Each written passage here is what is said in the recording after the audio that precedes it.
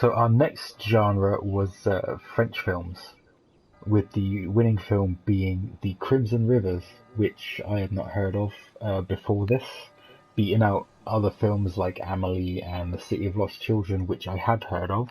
It stars Jean Reno and Vincent Cassel and was directed by Matthew Kassovitz, released in the year 2000. What do you think of The Crimson Rivers, Khan? Yeah, so like you, another film that I had never heard of, probably because the titles are usually in French, so I probably wouldn't have, gravitated towards it. But once the wheel, chose it, and I saw the English translation of the title, I was really excited because it said the Crimson Rivers, and I assumed it was just going to be covered in blood from corner Yeah. to corner. And it did start promising with the with that corpse that they find with all the stab wounds, and I was really excited from that very moment because Yeah, the I opening really thought shots that it with the was. body and the insects crawling over it, it reminded me a lot of the Silence of the Lambs. Yeah, and it was it was just really very well done. I mean, as somebody who's seen wounds and sees all kinds of gore, that was pretty convincing stab wounds. So I will definitely give him a lot of credit for that. So the only thing that I can say, I'm familiar with the actors, the lead actors, because I've seen them Yeah, in other things, and they're both fantastic. And I think that the strength of this film was their chemistry. I mean, definitely, yeah. they really worked well off each other. And one of my favorite moments in the film is when they're kind of first forced to work together, and Gene Reno tells Vincent that he says something along the lines of "I work alone," and Vincent says that makes two of us. So that's two. That makes two of us. Yeah, And then they both like that's a walk great off line. together to go head off into find Yeah, because they need this each murderer. other. And yeah, so I thought that was a really interesting dynamic how they end up working together, and I thought that really worked well. I just wasn't a big fan of the overall story. I thought that Yeah, it was some elements of it that just didn't seem to go with the. I don't know if I want to say like the cinematography or I just didn't feel that the story complemented the amazing visuals. That's one of the highlights of the film as well. Is definitely. all The the direction's landscaping. amazing. Yes, and then Fido, definitely confirmed my suspicion with his review when he definitely, being from France himself, he really enjoyed seeing those the Alps and in that setting. All the Again, establishing shots of the Alps and the mountains and the woods are yeah, absolutely gorgeous. it was really they were really awesome. Again, I just felt that the way the story was told for me left a little to be desired because I maybe I wanted a little more gore. But again, the chemistry between the lead actors is really why it's for me was really worth watching. And like I said, I just wish they would have done better with the overall mystery. I didn't think that there weren't enough clues or the clues weren't as easy to follow. So, which at one point towards the end of the movie, I literally had to rewind because I had missed where this female character came from and how important she apparently was becoming. And so, I guess maybe I just lost some things in translation, but For I did me, enjoy it. the last sort of 20 minutes of the film felt quite rushed because they got a lot of plot to sort of squeeze in there at the end. There's a lot of sort of revelations and twists that they sort of like. It seems like they had to struggle to fit them in because it's based on a book, so there's obviously a lot they had to cut out. So I don't know. The last act felt kind of rushed to me, like they were trying to No, get towards the end. I agree. It's almost as if they had this really long. This lady came back to come see us over here. What's up, girl? I think she's a fan of the Crimson Rivers. Um, no, yeah, I thought that it just maybe needed a little more exposition, or maybe just for me, in my opinion, just a little more gore. Give me a little more. I mean, I really wasn't threatened by the serial killer. I was more threatened by the skinheads in the film than I Yeah, was the, by the the kung fu actual. skinheads. That scene was Yeah, mad. Yeah, that was interesting. Although I will say this, I rewatched that scene recently, not sober, and it was a lot better that time around. So I think that's basically how I would recommend this film. I would say if you're going to be sober, I'd rather have you go and watch The French Connection.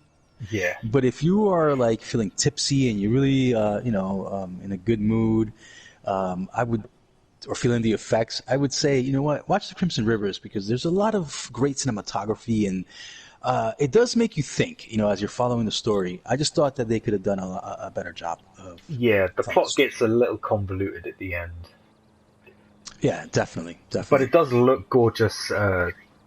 The director Matthew Kasovitz absolutely elevated like the actual story and also the lead performances as well. The lead performances and the direction make this film worth watching, but the story isn't the strongest. No, it's really not. I didn't think the ending was satisfying either. Yeah, but not every movie is going to be, great. But No, I would, this wasn't a like I said, bad movie though. I will say that no, it's not at not a bad all. movie, not at all. Not at all. Not at all. I just again the clue's not easy to follow. Not that you want everything spelled out for you, but you at least want to have an idea where the film is going. And I felt that Yeah, they try to squeeze a little too many little things that distracted you. And I get getting distracted. The old look this way while we're really the doing red this, herring. but Yeah, yeah. yeah, but it didn't work for me in this film. No. And you know. I would, like I said, would recommend it if you, have been playing beer pong or something, and Yeah. It's because it's a very average sort of crime mystery thriller film, but it has two great lead performances and very good direction with it. yep. So definitely, check it out on one of these rainy days. I think it's a It's a rainy day film. rainy day film. If you see it on Netflix or whatever, Hulu, give it a try. See what you think.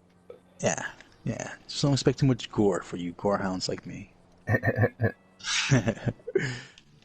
So the next film for our film club was a road movie. That was the nominated genre. And the winning film, if you can't already tell, was Mad Max Fury Road, released in 2015, written and directed by the original creator of the Mad Max series, George Miller.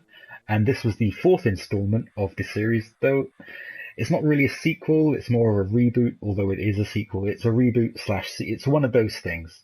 You know? What did you think of this, Con? Mad Max Fury Road. All right, so now I guess I should first start with this whole Mad Max thing. I remember watching the originals, Mel and Gibson. yeah, the Mel Classics. Gibson one. So that's kind of so I knew I had heard of the Mad Max series. This movie, I really didn't when it was released. I didn't gravitate to it. I think I just kind of ignored it. I kind of said, "Oh, they're rebooting Mad Max," and it didn't really speak to me. So, if it wasn't for the film club, I probably would have not watched it this year. Did you not see it So previous to the film club? no, not at all. That was Oh, my first nice. time actually watching it, and and I think that's why at first, so when I first started watching it the first time, I started it kind of late. And I kind of fell asleep when they get to I call them the Victoria's Secret models. Oh yeah. Yeah, I kind of started to fall asleep there. So, How could you fall asleep during Mad Max? Everything explodes all the time. because it was so late. I mean, I Okay, started okay. watching it. It was very late. I mean, when I say I started watching it late at night, I don't mean like it was 10 p.m. I mean, this was like at 1:30 in the morning. I Oh, said, let me okay, watch okay, this. man. Okay. It's just gonna be like a throwaway movie. I'll just watch it, Yeah. And I didn't realize that it was not a right time to watch the film. So I got to that point, I fell asleep, and I remember saying to myself as I was watching it, "What's the point of this film?" Like I don't get this. Like this, I'm not learning anything, and I'm just like a spectator. The next day, I said, "Okay, I'm gonna watch it this time, and I'm gonna not fall asleep." And I absolutely loved it, man. I absolutely. By the Yeah, time we got to the Victoria's Secret models, I was so ready to take this journey with these characters. you're invested in them. And yeah, totally, totally, Because because that's the thing with this film. They don't say much. Everything that all the characters do is in their actions, and just that makes you care about them, you know? right, and it was so like I said, I didn't. At first, I didn't like that there was no a dialogue that was helping the story or me understand what was going on. Like, what was Furiosa's deal with why would you want to Yeah. leave the guy when you are like his most beloved and you can have anything in the kingdom or whatever He's got all you the want to call water. it. Yeah. So, for her to turn her back, but watching it from the beginning and being coherent, I kind of wanted to follow this journey. And I loved it. I loved it because I did not see, I haven't seen an adventure film which it was adrenaline 100% of the time. Oh yeah, this film And, hardly lets up. yeah, no, and it's beautiful. It's beautifully shot.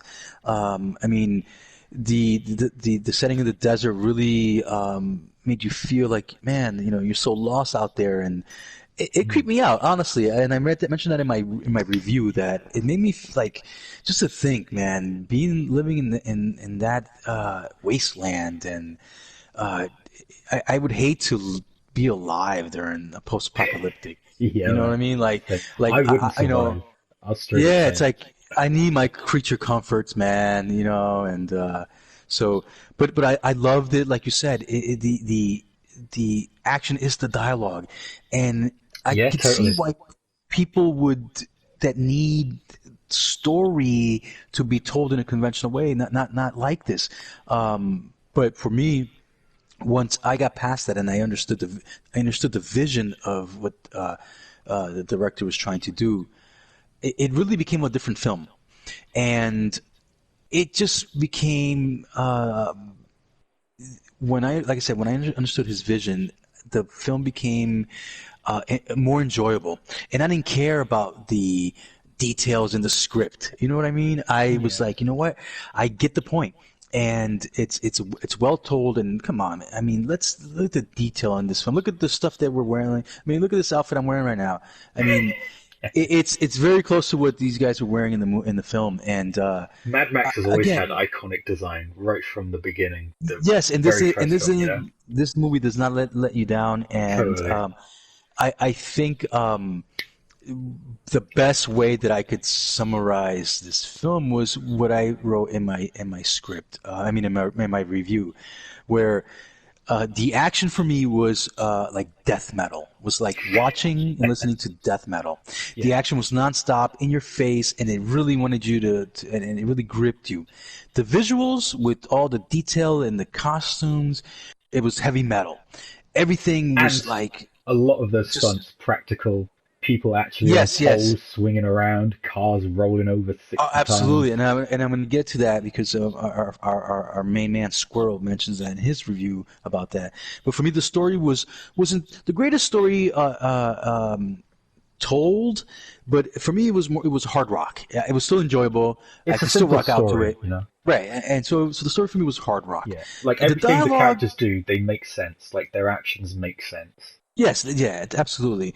The dialogue, on the other hand, for me was more a little more on the country music, level, where it's like, okay, if it's not catchy, I'm not gonna turn the volume up, you know.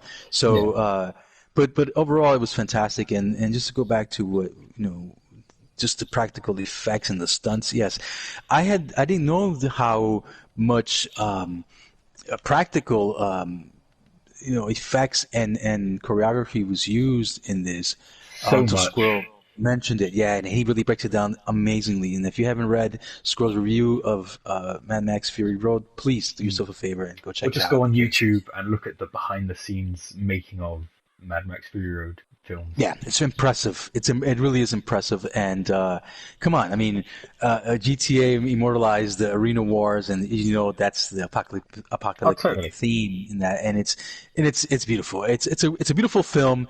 Um, unlike what we just talked about, the Crimson Rivers, where it's very visually beautiful but hard to follow the story. This is Yeah. just the opposite, This is beautiful where to look at and easy to follow. yeah, you just unplug the brain and enjoy the action. So, Mm. Mad Max, I certainly would highly recommend it if you haven't watched it. It's great. It's got great performances. Yeah, Yeah, I Tom mean, Hardy is great in this. I know he doesn't yeah, have a Tom lot of Hardy's great. dialogue, but his performance is all in his physical movement, his physicality, and his actions. Yeah, and there were just some great little moments that kind of explain the world that we are in and the little universe we're in, and it's really fantastic. And one of my favorite lines this year in from all the films we watched comes from this film. It's when Immortan Joe, which is who I try to address as here, The main um, big bad when, guy. yeah, when he says to the crowd right before he releases the water to them, he says, "Do not, my friends, become addicted to water.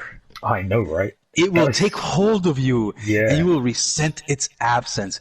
I mean, like it was such for me, like a really fantastic line that I was not expecting, and I want to take that and apply that to this podcast and say this: do not, my friends, become addicted to the podcast. It will take hold of you, and you will resent its absence. So I thought that Fury Road was really Yeah. a visually breathtaking film. And if you like action and you haven't watched this film, man, do yourself a favor, because it's got action in spades, and It's it's got really very little clearly dialogue. directed as well. The action scenes, you know what's happening, you can follow it.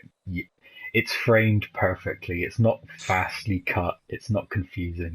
It's beautiful, man. No, and in fact, if you slow it down and you're watching these amazing action scenes, man, you'll see so much detail and just, I mean, things coming off the cars and hubcaps and side mirrors and glass. I mean, it Stuntmen. really, yeah, it really, yeah, and it really is fantastic.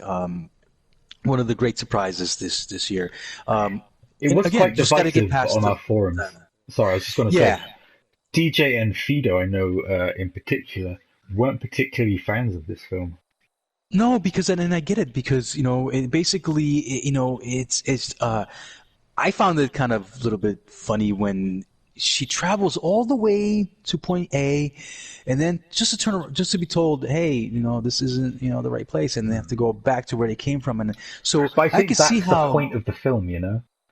right, and I There's could a see, speech that Max gives where he says something along the lines of, "You can either, let your past send you crazy, or you can face it." And so that's what they have to do. They have to turn around and face Immortan and Joe. face it, right, They right. have to face it head on, or just go off into the desert and go mad on their own. Yeah, and again, for anyone who has really negative things to say about the actual story, and hey, listen, the guy who created the freaking Mad Max universe wrote this and directed, and I mean, this is his fetus, okay? And if anyone has anything negative to say about what this guy's intention or agenda was, I mean, this is this man's baby, okay? He's Um, Australian as well. He'll kick your fucking yeah, ass. and and so he will you know his this is his story, and this is exactly what he wanted to convey. So yeah, big credit for that. George Miller. He also directed Happy Feet, the Penguin film, and Babe 2, Pig in the City. Wow, those are pretty horror films Yeah, that I man. would watch. Any final Yeah. thoughts on Mad Max Fury Road, man? No, I think that's really all I have to say about Mad Max. I think that it's really enjoyable and one of the most action-filled action movies. And fantastic, man, fantastic. I think that if you didn't watch this, you're missing out. Your It's brain's missing out. it's so watchable. Like, when you just sit down and you see a film, you can see like 30 seconds of it, and okay, I'm gonna watch this whole thing. That's what this film is for me. You just Yeah, can't totally. stop watching it. It's just enthralling from start to end. and it's a film where the dare I say the villains are probably more interesting Mm. than the heroes. Emperor, this Immortan Joe guy. I wanted to know what the hell was going on with his body, man. What? How So did he get yeah, there as it's well? fantastic. Like, what Yeah, was it's his rise fantastic. to power? You know, there's so much that's Correct, left correct. unsaid, but it just leaves you Yes, to fill it in yourself. You know. right. And I think that's what the beauty of the film and why it has so much rewatch value because you can, I know that I watched it, 1.5 times, and I'm sure I missed a ton of stuff, of little Oh yeah, details and things as that simple would as you impress think it me. is, there's so many little things, little details in the background. Yep, definitely highly recommend It's shiny and chrome. Fury Road and explosive. It's so much explosion, like you said. Fire and chrome, baby. Ow. All right, so moving on into July, our genre for that month was B movies, with the winning film being They Live, John Carpenter's classic 1988 science fiction film starring the legend Rowdy Roddy Piper. What do you think of this, Con? So, They Live was a movie that I was familiar with. I watched it when I was very young, Its and iconography is legendary. The aliens, the glasses, the obey signs. You know, it's yeah, been yeah, parodied so many absolutely, times since. yeah, and I just I had seen it as a child, so I didn't really grasp the consumerism and all the little metaphors in the film. But Mm. watching it as an adult, I definitely that was like the first thing I picked up on, and It's I very I blatant. yes I enjoyed just the way that this story is told. I think They Live is a really fun. It's kind of spooky too. I found it to be kind of spooky that Yeah. to There are several kind of scenes that are very creepy. In this supermarket, when he puts the glasses on and everyone turns to look at him, that's quite unsettling, you know? yeah, the concept that could be a thing where people I know that and I can think they call it reptilian people, and if you go on the internet, all the Apparently, conspiracy the theories entire about. royal family are reptiles. Yeah, exactly. So, it really does touch on that aspect of what if we are infiltrated by aliens Mm. and which is kind of creepy because these aliens want to like just get you to buy shit, and just Yeah, be it's not like they're dumb. evil. They don't want to kill us or Right? enslave Yeah. us in an overt way. They don't want to put literal chains around our wrists. They just want Which I us thought to was consume and ignore yeah. what's happening, you know? Which I thought was a great touch, and it's emphasized in the scene when the cops, when like you said in the supermarket, when our hero gets reported that he can see now, and the cops, they catch him in the alley, and the cop tells him, "Look, we don't want to hurt you. Just let's get in the car. Let's work something out. Yeah, let's talk about this. You can see us. We know that Let's let's work together." I mean, he literally says something along those lines verbatim, like "Let's work together. They're like Let's figure this businessmen. out." They're not Right. bloodthirsty aliens. They're like businessmen. Correct. They've come down in suits with briefcases and they want to negotiate their way into power.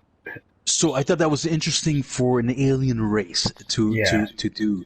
Um, Unlike like the predator, right? Wants to just rip your spine out, and Yeah. put it on his, put it on his dashboard. His throne of So bones. right, but I thought that where the film excelled was in kind of giving you, the little hints of what was happening, and once Nada gets these sunglasses, the ones that you're wearing, because I know you're playing Nada at this moment. The Um, legendary Ray-Bans. it really takes the film to another space because you are starting to kind of understand you know the the world that Nada is rejecting, but at the same time, it has to embrace. Yeah, it's a Um, very effective cinematic tool as well. Like when he puts the glasses on, what he sees is black and white. So it's like very obviously good and bad. Aliens are bad, humans are good. Like, the glasses give him that superpower to be able to see like morality almost, Whereas without them, correct. everything's black and white. Or not black and white, it's everything's grey without them, you know? Yeah, and I think the film serves as an incredible social commentary. I mean, we're talking about this film, was released back in the day, so. Um, 1988, yeah. Yeah, I mean, it still applies today, and maybe even more now. Everything's like I wrote in my review.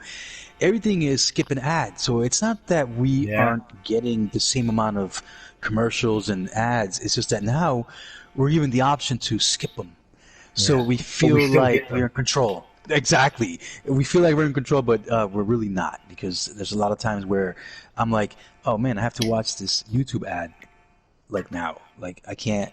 There's no counter. There's no Yeah. countdown. I have to watch it.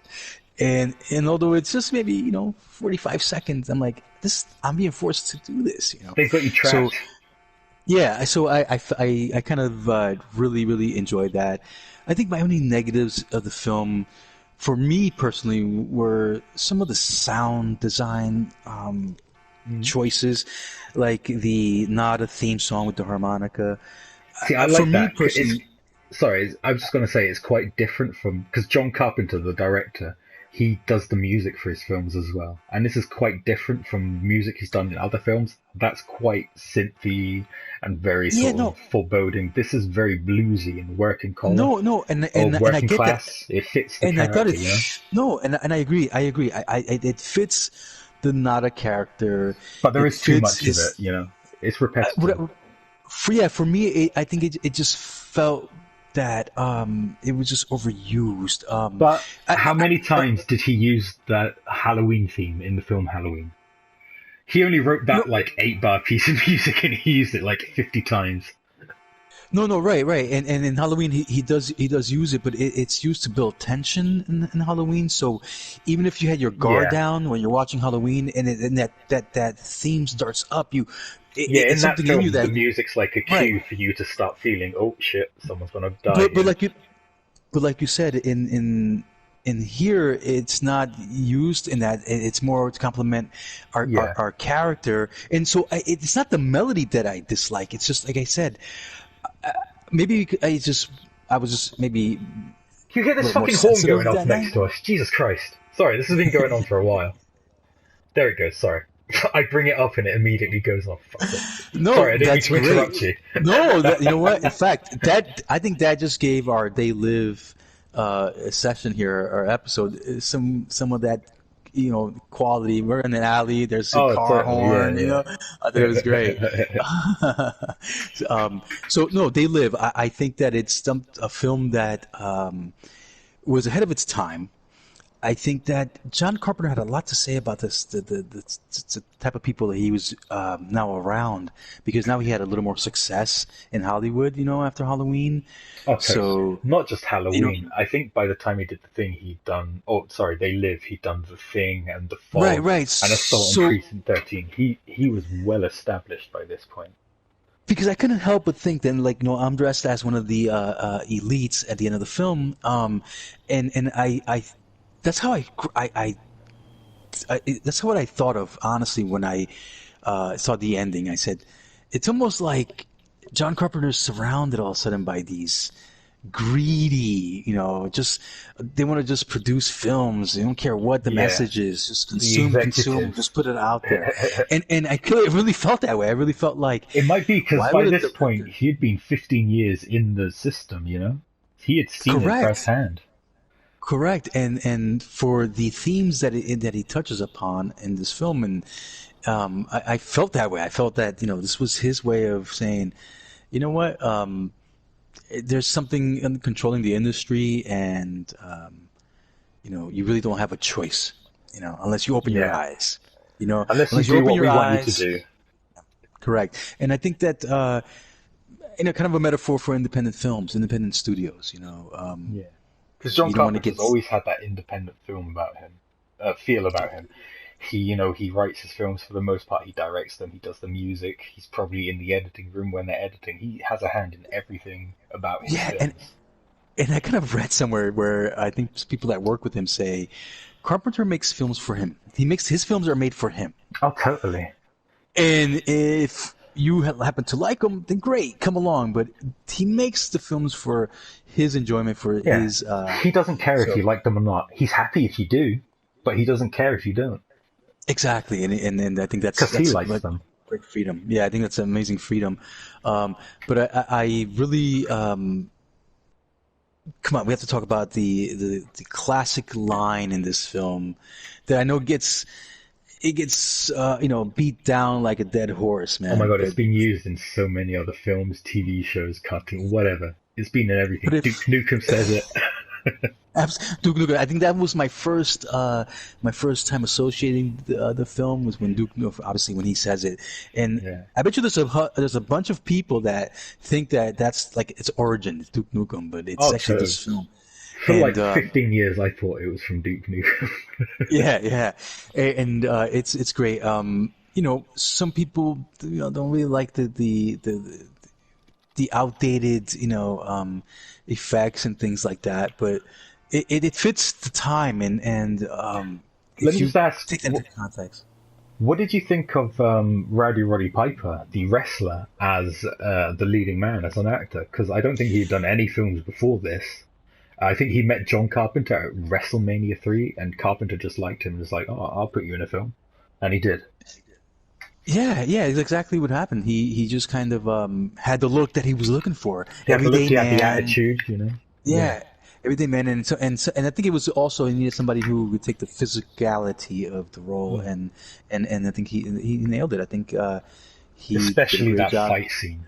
Can we just take a second to talk about that fight scene with Keith David, the supporting actor in this? Like film? I said, who is also we are as well. in this alley. We're in this alley that reminded us of the fight. It's tremendous. I enjoyed his role also because, I really thought he was in a backstab Nada. I really honestly. But he was solid all the way, man, until his death. Yeah, and that was what I liked about this film, that you didn't know, where people were going to turn on each other. The female, especially. I didn't see that coming. Exactly. Because she does. I forget the character's name, I'm sorry, but yeah, I totally didn't see that coming. She kills Keith David. What a bitch. But luckily, Rowdy Roddy Piper gets one on her. No, I agree, and I think that was a really shocking scene when she does kick him out the window, and you have to say, "What the heck is going on?" What is she up to? She in Alien 2? I mean, is she found a way She's to hide? She's a conspirator.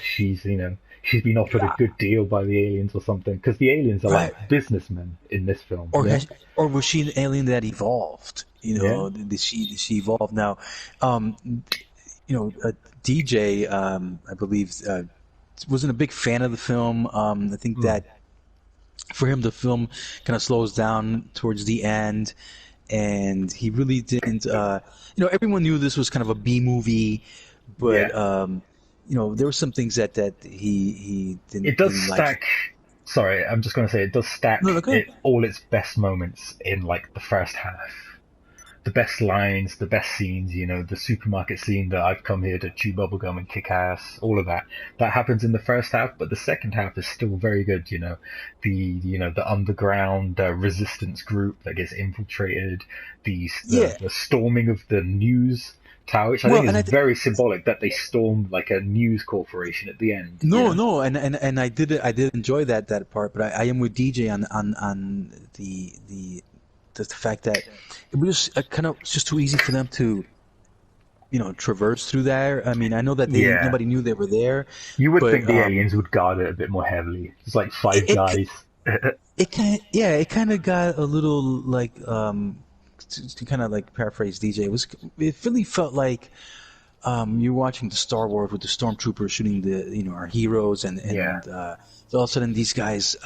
These are the guys protecting the elite of the elite, because they're at this meeting, and. Although I did read.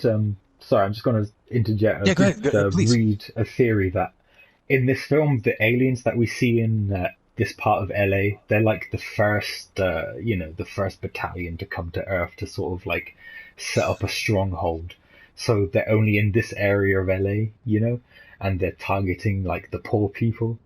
So that's kind of like the social commentary of it. So that's why like there weren't as many defenses. They thought they wouldn't need as much because they're going to be very stealthy and it's a small time operation kind of thing. No, no, that makes sense. And I, like I said, I did like that.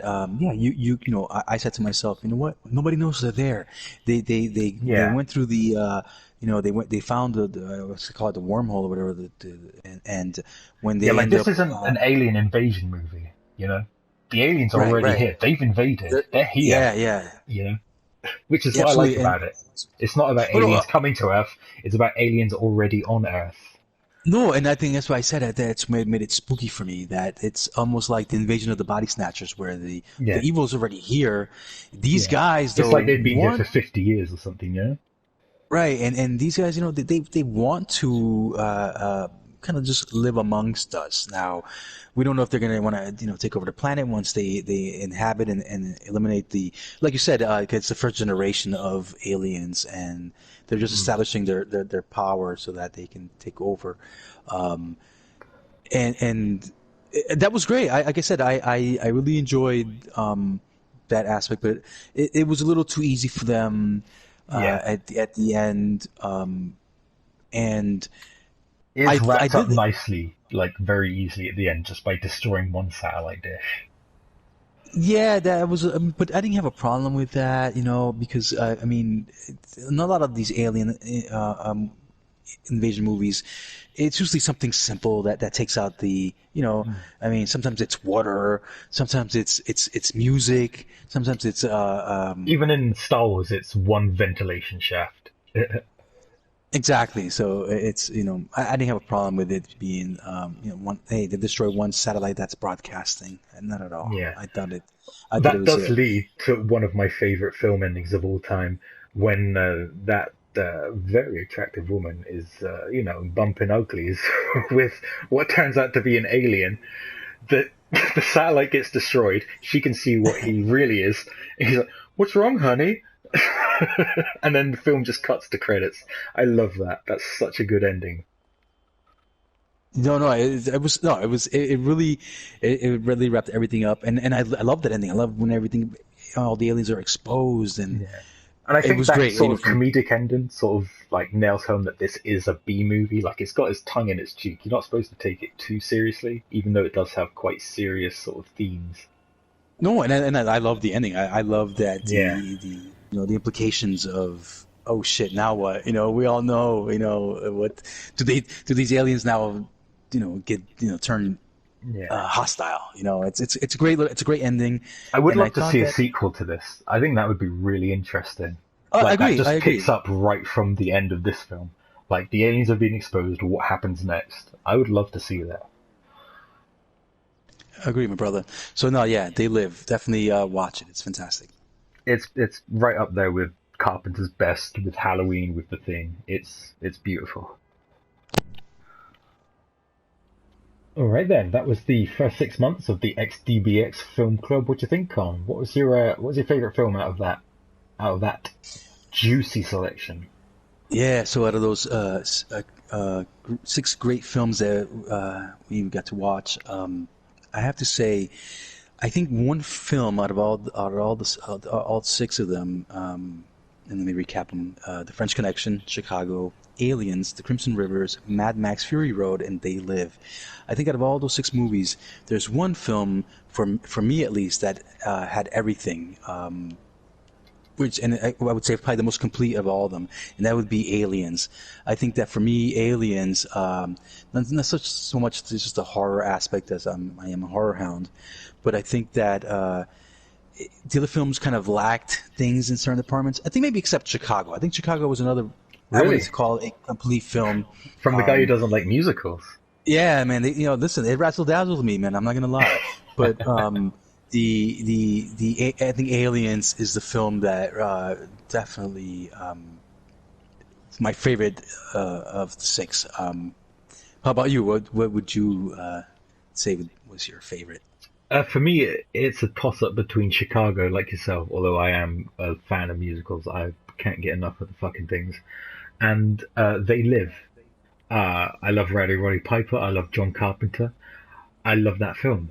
I think it's pretty much flawless in every way.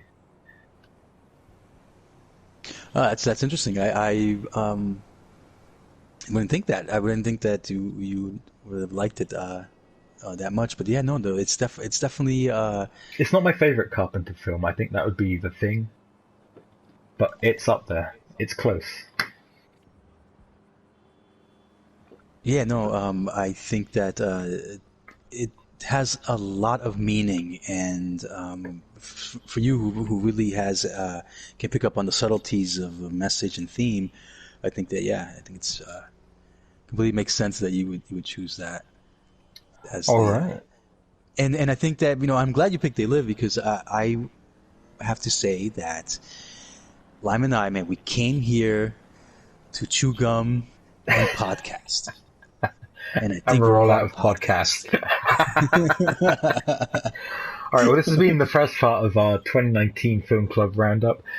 We've got the rest of the year to come in the second part. We've got magical flying dragons, we've got sandworms, we got vampires, we got zombies, we got Russell Crowe, and we got a Christmas film that isn't Die Hard. You excited, Con? I'm pretty fucking Oh, I excited, am. man. I am. Oh, you know what? I'm glad you mentioned that about the Die Hard. I'm very impressed with the amazing nominations that we get every month. This It's like a ain't the Christmas Basic movie. Bitch Film No Club, man. Die Hard. Right. No. No. Exactly. No, not the basic film club. What do we get? Kiss You know. Kiss Bang Bang, It's a Wonderful Yeah. I Life, mean, Gremlins. no Scrooge, no Die Hard, no Elf. I mean, no Care Bears Christmas special. Um, That's the thing. no, I don't know.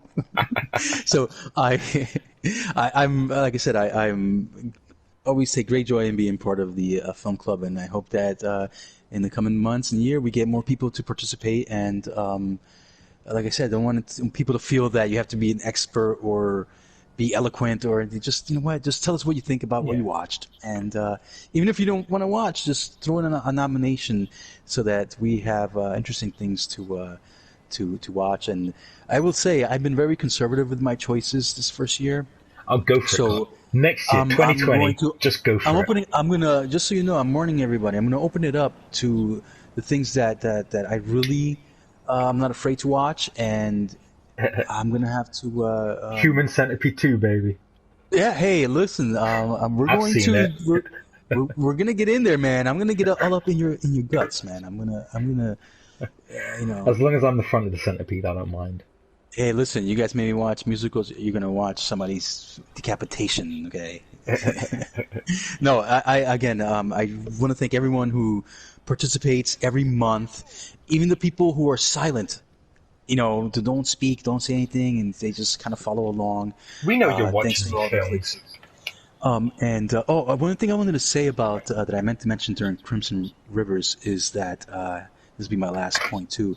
I find it very interesting that of all the films, the threads for all the films that we have watched, the Crimson Rivers is the one that has the most views. I mean, and Yeah. that's like by 1,000. It's winning by it has most views by like 1,000 It's because people clicks. don't know what it is, man. They want Right, to and know I what it agree. is. I agree. When I watched it and I went to research it or kind of get an explanation of what I was seeing, there was no resource. I mean, very few people reviewed it. There was really nowhere to get insight. And I think that we are now a service to people who are on the internet looking for Crimson Rivers and come across our thread. I hope they enjoy what they're reading because I know I have a blast writing and reading everyone's reviews and thoughts. And I hope that we get more reviews, especially from Smurf. I know we're going to cover Oh, I want something to hear a lot more from Smurf. in part two, so regarding him. So I hope that he continues to participate in. And how about Spin and the Wheel? I mean, is he like has Wheel in his DNA? Because He's just born his lucky. films, yeah, amazing. It's amazing. Well, Lime, I think that that's it for me, man. Thank you Yep, so we'll be much back for with putting this part together, two man. of our 2019 Film Club retrospective. This might Yeah, become a more regular thing, maybe. I've enjoyed this, but like I said, we'll be back with more coverage of what we've watched this year. Cheer us out, Con. Give us something to yeah. leave on. So, and the only thing I have to say is, keep buying those tickets, keep, Keep watching them clicking on, films. yeah, keep nominating, and let's keep this thing going. It's really fun to share films with everyone because we all have different opinions and worldviews, and I've been enriched, so I'm nowhere near ending this film club at all. All But as long as you're enriched, I'm happy, baby. Say goodbye. right, everyone, take care and see you on the forums, and please, keep watching.